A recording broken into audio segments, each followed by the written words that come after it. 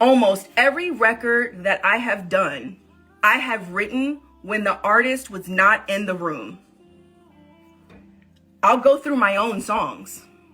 Replay. Zendaya got 10% of the publishing, I think. She did not write on the song. She didn't. That song was written at a Rihanna song camp. It was on hold for Rihanna. Then it was on hold for Rita Ora.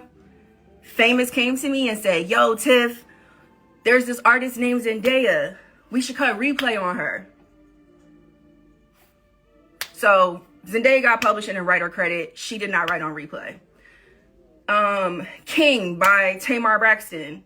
I wrote and produced that song. I wrote that song for myself as an artist. In my living room. In my living room. Tamar got, I think I own like 85% of that song. But I should own all of it because I did all of it. She didn't write shit. Seven Streeter, who's a songwriter. This one really hurt my heart. Seven Streeter, Just Being Honest. Me and Mansour did that song. It was originally called Bitch. I wrote that song by myself. I'm not even really a big co-writer like that. I prefer writing songs by myself because, I don't know, I just prefer to write like that. So I have a lot of records that I have placed that either have one co-writer on or that I've written solo dolo, right? Seven ended up with 10% of that record. I fought like hell for her to not have any of the publishing because she didn't write anything on it. Publishing is my only source of income. I didn't even, and by the way, none of the artists that I've mentioned have a career anything close to in music Beyonce. None of them. I think I own like 8. None of them do. But the reason why I'm bringing up my experience with every artist or almost every artist that I've worked with that has taken publishing that they did not earn on the songs that I wrote for them is because there is a precedent that's set. The reason why I called out Beyonce is because Beyonce is the Michael Jackson of our generation. And so if there's anybody that could reshape the precedent, if there's anybody that could influence the industry, that had the power and the money and the cultural thing to say, you know what, y'all, you're right. These songwriters have been out here. We've been in the street, literally. I have been in the street in front of Spotify. I've been in front of Universal. I have sat and I have talked to all y'all publishers. I talked to y'all publishers. I talked to the DSPs. I talked to the copyright royalty, the U.S. Copyright Office. I talked to NMPA, the U.S. Copyright Office. I talked to NMPA. I talked to RIAA. I talked to SONA. I talked to NSAI. I talked to all of them. And guess what? Y'all are still broke. Okay? That's the fucking truth, right? Okay? So the people that are like, oh, this is not true. I had somebody call it propaganda yesterday. It's not fucking propaganda. The reality is there is no A-list artist, B-list artist, or C-list artist that's not taking publishing because that is the way the music industry works. And to deny that is delusional. And what I will not allow is for anybody to make me feel like I'm in the Twilight Zone because I know I'm not in the Twilight Zone. I can pull up my records.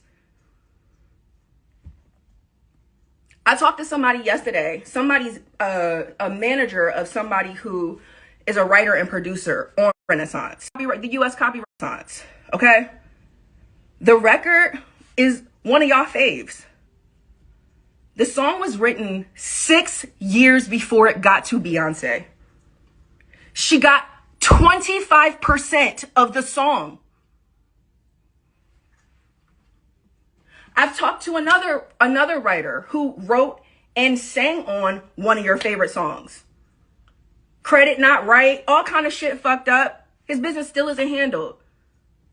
Beyonce was on tour last year with that record, with that person's vocals, all that. I'm not crazy. And here's the thing. The reason why people who work for Beyonce don't talk is because they're all on NDAs. Because that's also how she works. She silences people so that nobody can speak. I'm not a writer that's written for Beyonce. Okay? I haven't shot my shot at Beyonce because I'm not willing to give her any publishing. Not because I haven't had the opportunity. I've had the opportunity to work with everybody. And I've turned down a lot of stuff because I'm not willing to play these games. There's a massive power dynamic happening. Please don't act like it's easy to negotiate with Beyonce and her team, because it is not.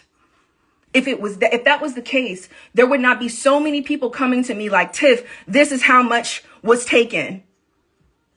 Shit is not negotiable. It's not. These are the terms, which means, okay, cool. Then we work for you, Beyonce. So that means you're an employer.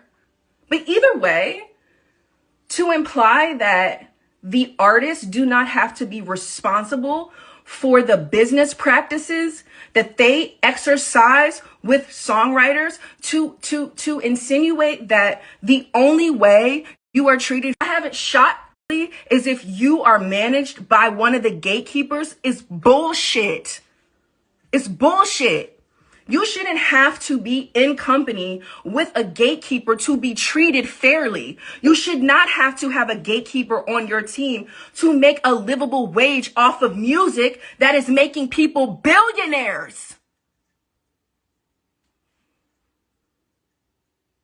Them Grammys don't pay the bills. Those plaques do not pay the bills. There are people with Grammys and plaques who can't pay their rent. I know people who are super accredited, broke. It means nothing.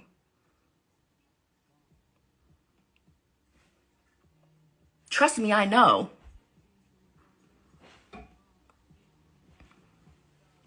I remember having a conversation with a writer who wrote on, as if, what was the record Beyonce did after or before Renaissance? I can't remember, whatever the record was. I remember talking to one of the writers and talking to them about how much of the publishing she was taking.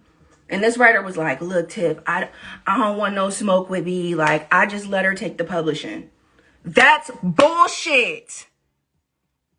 All of these writers that you guys see celebrating in the studio with these artists posted up in pictures like, yeah, everything is all good. Those writers are being exploited. Those writers' time is not paid for. Their services are not paid for. Their contribution to the sound recording is not paid for. Their first use of the copyright is not paid for. Their fucking parking is not paid for. Their fucking lunch is not paid for. That's the truth. The truth is that we work in an industry. The truth is that we work in an industry that proclaims it makes billions of dollars, but can't even buy you fucking lunch. But I'm tripping. But I'm tripping. No, they're tripping. And you're tripping if you with them. There's people that are like, didn't nobody have no gun to your head? The gun to your head is the power dynamic. Think critically, y'all. The gun to your head is the power dynamic. The gun to your head is your livelihood. The gun to your head is being excluded and ostracized and retaliated against for even trying. That's the gun to your head. They don't need to put a gun to your head anymore because they control everything. That's the gun. You being silenced, that's the gun.